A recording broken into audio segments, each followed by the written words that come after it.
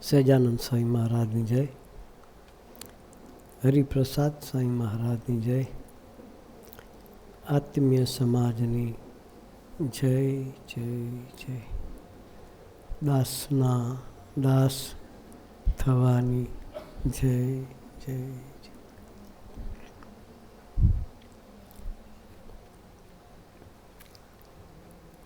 આજે યોગીજી મહારાજનો સુધામ ગમન દિન.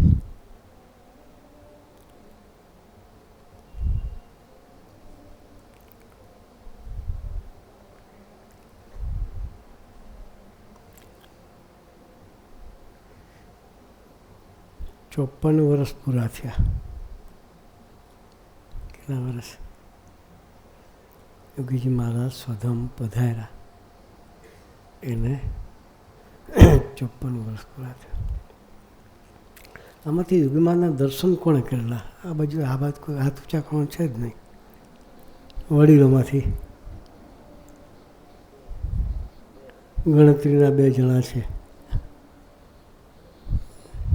ગણતરીના 2 જ જણા છે.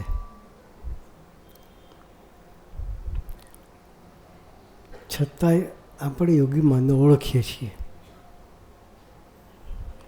ઓળખાણ કરાવી કોણે? સ્વામીજી. આપણા દરેકના જીવમાં યોગી મહારાજનું સ્થાન સ્વામીજીએ વણી દીધું. આપણે જોયા નથી, પણ છતાં આપણે વર્ણન કર્યું તો કરી શકીએ. આપણે યોગી મહારાજનું વર્ણન કર્યું તો કરી શકીએ. તો એ આવ્યું ક્યાંથી? તો કે સ્વામીજી આપણને સિંચ્યું છે. એટલે સ્વામીજીના જીવનમાં હરેક સેકન્ડ, હરેક પળ યોગી મહારાજમાં ડૂબેલા હતા સ્વામીજી. એટલે આપણા હૈયાની વિશે પણ યોગી મહારાજને ભરી દીધા. શું કર્યું? આપણા હૈયાની વિશે પણ યોગીજી મહારાજને સ્વામીજીએ ભરી દીધા.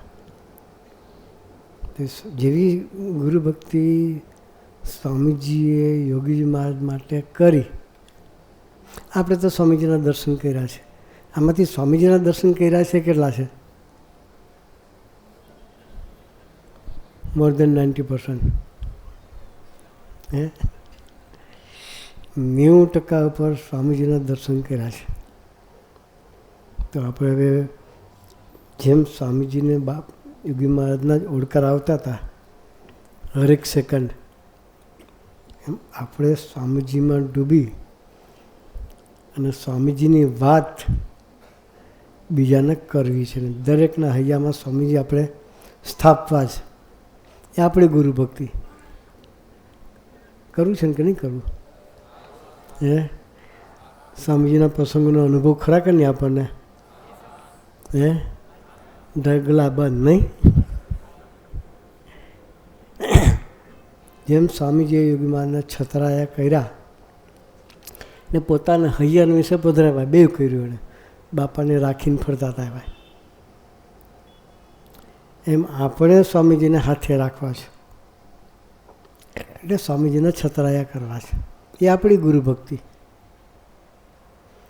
આજના શુભ દિવસે આપણે એટલી પ્રાર્થના કરીએ કે સ્વામીજી, તમે જેમ બાપામાં ડૂબીને આખી જિંદગી જીવા, એમ અમે તમારામાં ડૂબીને હરેક પળે જીવી શકીએ એવો બુદ્ધિયોગ આપજો. આજે આટલી આપણે પ્રાર્થના કરી છે. સ્વામીજી એક બાપાને એક પ્રસંગનું દર્શન કરાવતા હતા.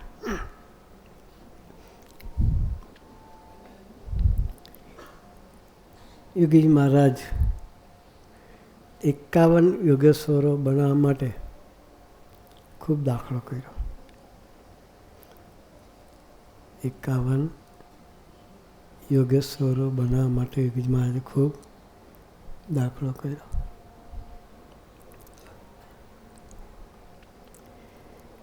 બાપા બેઠા હોય, અત્યારે તો બાથરૂમ થઈ ગયા ઘરે ઘરે, વોશરૂમ જવું હોય તો બાથરૂમમાં જઈએ. એ જમાનામાં બાથરૂમ નહોતા, એટલે ખુલ્લામાં બેસે. યુરિન જવું હોય તો ખુલ્લામાં બેસે. તો ખુલ્લામાં બેઠા હોય નીચે, તો આંગળીથી ધૂળમાં 51 લખે. કઈ રીતે? શેમાં લખે? ધૂળમાં બેઠા બેઠા. એ ગાંડા થઈ ગયા હતા યોગી મહારાજ. એનો અભિપ્રાય હતો. શું હતો? મારે 51 યોગેશ્વરો બનાવવા છે, એનો એ અભિપ્રાય હતો. એટલે ધૂળમાં પણ લખતા હતા બેઠા બેઠા. એક કક્ષાએ બાપાની ઉમંગ હોય, કોઈ સામેથી કે બાપા અમારે સાધુ થવું છે, તો રાજીપો મળે કે ના મળે? હે? સામેથી જ કે બાપા દાઢીમાં હાથ ઘાલતા હતા, હા ગુરુ કહો થઈશ. શું કહેતા? ગુરુ કહો થઈશ. ઘણા છોકરાને ખબર હોય શું થવાનું છે, એ ખબર ના હોય. એ જમાનાના દીકરાઓને એ ખબર ના હોય કે શું થવાની વાત કરે. આવે પગે લાગે, ધબ્બો માર કે બોલો ગુરુ થઈશ. એટલો બધો ઉમંગ બાપાને હતો. એ જમાનામાં સ્વામીજીને, એ જમાના જે વડીલો અત્યારે છે સંસ્થામાં છે, અને આપણે અહીંયા સ્વામીજીને બધા છે. નામ હતું સ્વામીજી, મહંત સ્વામી, ડૉક્ટર સ્વામી, એ બધા જે વડીલો હતા, એ 5-6 જણાએ ભેગા થઈને સ્વામીજીને પ્રાર્થના કરી. એક સાધુ કહ્યું, યુવકમાં હતા, સાધુ નહોતા થયા, કે બાપા તમે 25 વર્ષ વધારે ધરતી પર રહો. કેટલા વર્ષ? તો અમે સાધુ થઈએ. એ તો હકીકત છે ને કે બાપા એક સાઈડમાં બધાને દીક્ષા આપી, ત્યારે બાપાની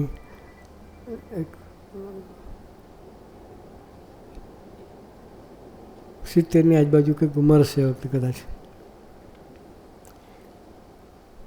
પછી થાય ને કે હવે અમને દીક્ષા આપે તો બાપાનો લાભ તો બહુ મળે નહીં. એટલે પ્રાર્થના કરી કે બાપા તમે બીજા 25 વર્ષ વધારો તો અમે સાધુ થઈએ. બાપા રાજી થાય કે ના થાય? કે બાપાને કહીશું કે બાપા અમે સાધુ થવા તૈયાર છીએ, તો બાપા રાજી થશે, ભેટ છે, ધબ્બા મારશે, અને આનંદ કરાવશે, કંઈક મહિમાની વાત કરશે. એવા એંગલથી દીકરાઓએ બાપાની પ્રાર્થના કરી. ત્યારે બાપાએ કોઈક જુદું દર્શન કરાવ્યું, રાજીપાનું દર્શન કરાવ્યું જ નહીં. દાઢીમાં હાથ ઘાલીને સાધુ થવાનું કહેતા હોય ને સામેથી 10 જણા તૈયાર થતા હોય તો રાજી થવું છે ને. તો બાપાએ રાજીપાનું દર્શન ના કરાવ્યું. એ બધા દીકરાઓને બેહાડ્યા સામે. આજે સ્વામીજીને જે આપણી પાસે કરાવવું છે એની વાત આપણે કરવી છે આજે. સામે બેસાડ્યા. પછી વાત કરી બાપાએ કે તમે બહુ સરસ વાત કરી. કે પછી પોતાના જીવનનું આખું દર્શન કરાવ્યું બાપાએ. હું સવારે 4-4:30 ઉઠી જાઉં. કે ટાઈમિંગ જોજો. હા, સવારે 4-4:30 ઉઠી જાઉં. નાહી ધોઈ પૂજાપાઠ કરી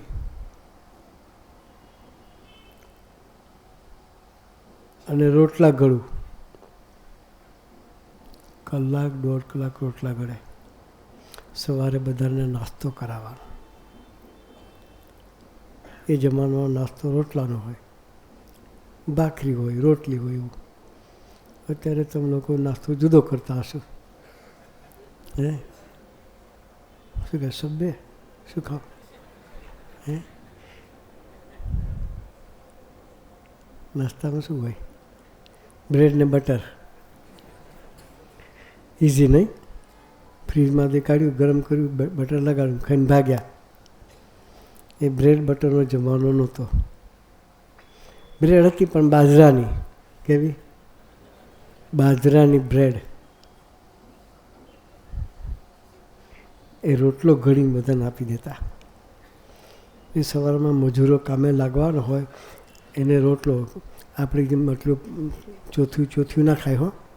આખો દાડો કામ કરવાનું, બે રોટલા ઉઠાવે. કેટલા ઉઠાવે? ના ઉઠાવે? આખો દાડો મજૂરી કરવાની હોય તો સવારમાં એ મજૂરો માટે બાપા રોટલા ઘડે. પછી કે રોટલા પતી જાય પછી ઠાકોરજી જગાડું. અમે તો ધાક હું પૂજારીમાં હોઉં તો ઠાકોરજી સિવાય બીજી સેવા ના કરું. મારી ડ્યુટી બસ રોટલા ઘડવા, મારી ડ્યુટી નથી. ડ્યુટીમાં બંધાઈ જઈએ.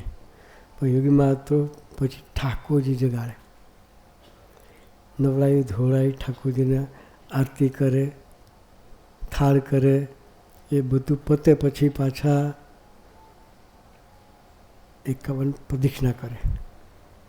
એનો શિડ્યુલ જે એમાં તો બ્રેક લાગે જ નહીં. પ્રદક્ષિણા કર્યા પછી બધાને નાસ્તો કરાવડાવે. ચા બનાવવાની હોય, ઉકાળો બનાવવાનો હોય મજૂરો માટે, એ તૈયાર કરે. પછી બધાને નાસ્તો કરવા બેહાડે. નાસ્તો કરી લે પછી વાસણ ઘસવાના. શું કરે? ડ્યુટી ગણજો. હા, સવારથી કેટલી ડ્યુટી યુગમાં જ કરતા હતા એની વાત. પછી કે વાસણ ઘસું. કે વાસણ ઘસી લે પછી પાછી બપોરની જે રસોઈ બનાવવાની હોય એ બનાવવા જાય. એકલા જ રસોઈ કરવાની હોય. શાક કાપના બીજા કોઈ નહોતા. શાક કાપો હોય તો યોગી મહારાજ, લોટ બાંધો હોય તો યોગી મહારાજ, ખીચડી કઢી દાળ ભાત જે બનાવવાનું તો યોગી મહારાજ. એકલા હાથે બધું કરતા હતા. આ સ્વામીજીએ દર્શન કરાવ્યું. સ્વામીજીની પરાવાણીમાં સ્વામીજીએ પોતે યોગી મહારાજના અભિપ્રાયનું દર્શન કરાવ્યું. એ બધું પતી જાય, શાક રસોઈ પતી જાય પછી કે થોડો ઘણો ટાઈમ હોય તો મજૂરોને કોઈ જગ્યાએ કામમાં જરૂરિયાત હોય તો મદદ કરવા જાઉં. કે આપણે તો થાકીને ઠેં થઈ જઈએ. શું થઈએ? હોઈ જઈએ શાંતિથી. કે આજે વહેલા ઉઠ્યા છીએ, 3-3:30 વાગે નેપ લઈ લઈએ. શું કરીએ આપણે? લઈ કે ના લઈએ? હે? એકમાં નેપ લેવા રહ્યા. રસોઈ બની જાય, ઠાકોરજીના થાળ જાતે કરતા. આપણે તો પૂજારીને બૂમ મારીએ, એ કરતા સ્વામી આવો, ઠાકોરજીને થાળ કરી દો. પ્રભુ સાંઈ રોહડામાં તો બૂમ મારે. હા, પણ યોગી મહારાજ થાળ બી જાતે કરતા, રસોઈ બી જાતે બનાવતા. ઠાકોરજીના વાસણ બી પાછા થાળ થઈ ગયા પછી ધોવાના. અમારા પૂજારી છે, ખબર પડે વાસણ ધોવાના થાય. હે, એક જણ ના આવે શું થાય? 4 જણા હોય ને એક જણ ના આવે તો બૂમ મારીએ. હે, બૂમ મારીએ. હા,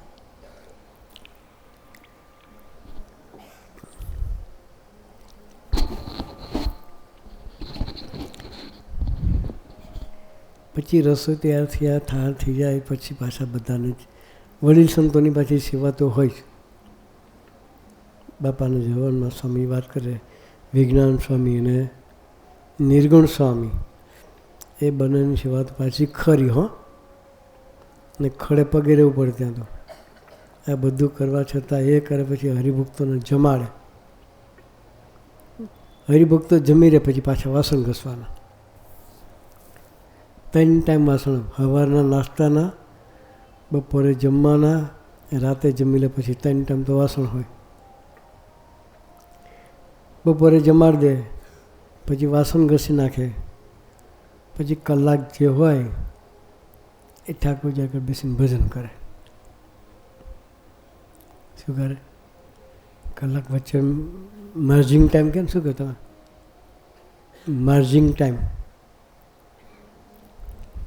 એમાં મંદિરે બેસીને ઠાકોરજીને પ્રાર્થના કરે. પછી સાંજે 4 વાગે પાછું રસોડું ચાલુ. સાંજે 4 વાગે રસોઈ કરે, બધું બનાવે. પછી સાંજે સંધ્યા આરતી, ઠાકોરજીની આરતી કરવાની. પછી બધાને પાછા જમાડવાના.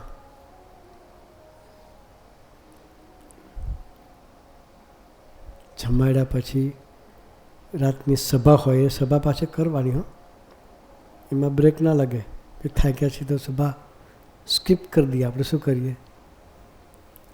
ન થાક્યા હોય તો કરી દઈએ છીએ. તો હે થાક્યા ના હોય તોય સભા સ્કીપ થઈ જાય. પણ સભા પણ કરતા નહીં. એ પોતે પછી વાસણ સાફ કરવાના પાછા. રાતે 12 વાગે પરવાર. પછી પાછું ભજન કરો, ભાઈ હોવાનું. પછી આ વાત કર્યા પછી બાપાએ આ વાત પોતે પોતાના સ્વમુખે જે પ્રાર્થના કરવા ગયા હતા બધા 5 જણા, એને બાપાએ કહ્યું કે આવી સેવા સરભરા કરનારા 5 જણા તૈયાર થાય તો મારો દેહ 25 વાર વધારે રહે. શું કહ્યું? એટલે સ્વામીજીને આપણને આવા બનાવવા છે. કેવા? આજે બાપાનો સ્વધામગમન દિન છે એટલે બાપાની સ્મૃતિ કરવી જોઈએ. એટલે સ્વામીજીએ આપણને જે સ્મૃતિ કરાવી, સ્વામીજીનું પણ લાઈફ એવું જ હતું. હા, બાપાએ જે વર્ણન કર્યું ને એવું સ્વામીજીનું લાઈફ હતું. સ્વામીજી પણ સવારના પોરમાં 4 વાગ્યા પહેલાં ઉઠી જાય. કારણ કે નાહી ધોઈ તૈયાર થઈ 200 પ્રદક્ષિણા કરી ને 5:30 વાગે બાપાની કેળે પહોંચવાનું. કેટલા વાગે? બપોરે નહીં. હો, અર્લી મોર્નિંગ 5:30. એ પહેલાં નાવા ધોવાનું, પૂજા, પ્રદક્ષિણા બધું પતી જાય. પછી બાપાની સેવા પતી જાય પછી ચોક વાળવા નીકળીએ. કે મંદિરનો ચોક. કારણ કે અમારી 4-5 ડ્યુટી ફિક્સ હતી.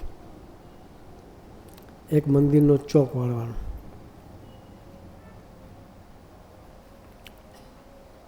બીજું વાસણ ઘસવાના, ત્રીજું હરિભક્તોને જમાડવાના. જમાડ્યા પછી જમવા બેસવાનું. આપણે તો પહેલાં ખાઈ લઈએ, પછી શાંતિ જમાડીશું.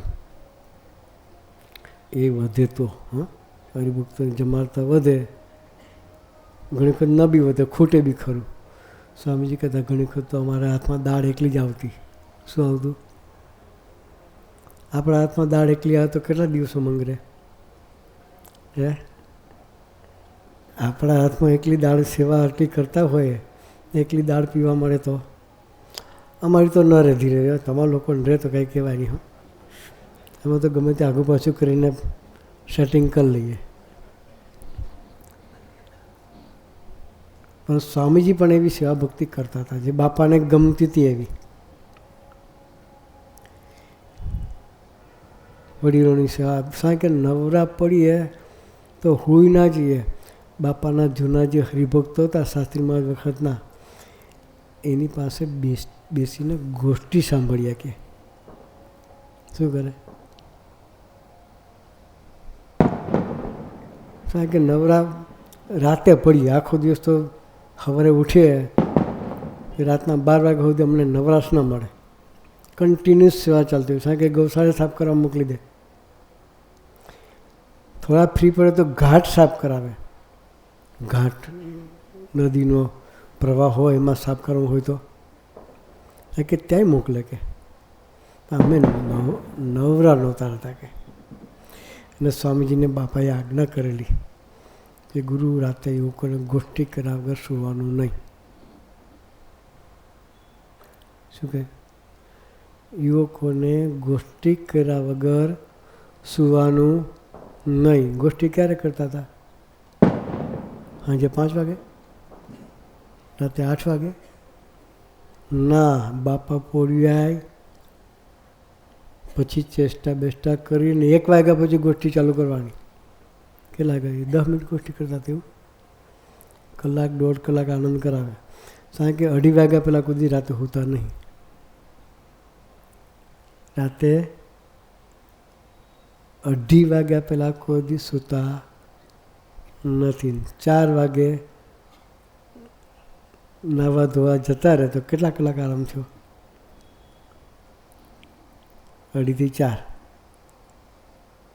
1.5-2 કલાક. કેટલાક થાય? 24 કલાકમાં આપણે તો બપોરે 2 કલાક જતી રહે, રાતની તો સરપ્લસ.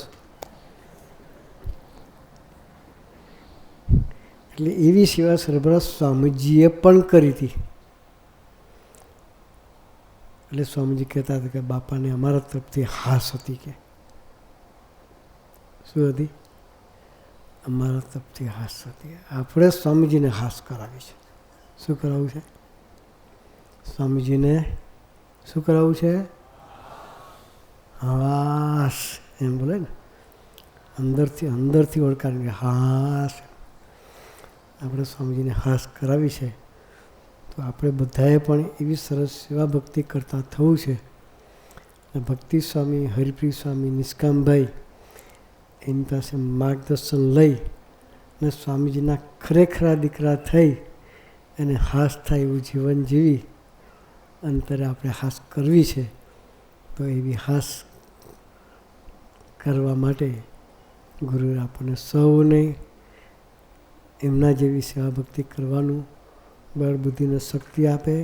એ જ પ્રાર્થના સહજાનંદ સ્વામી મહારાજ.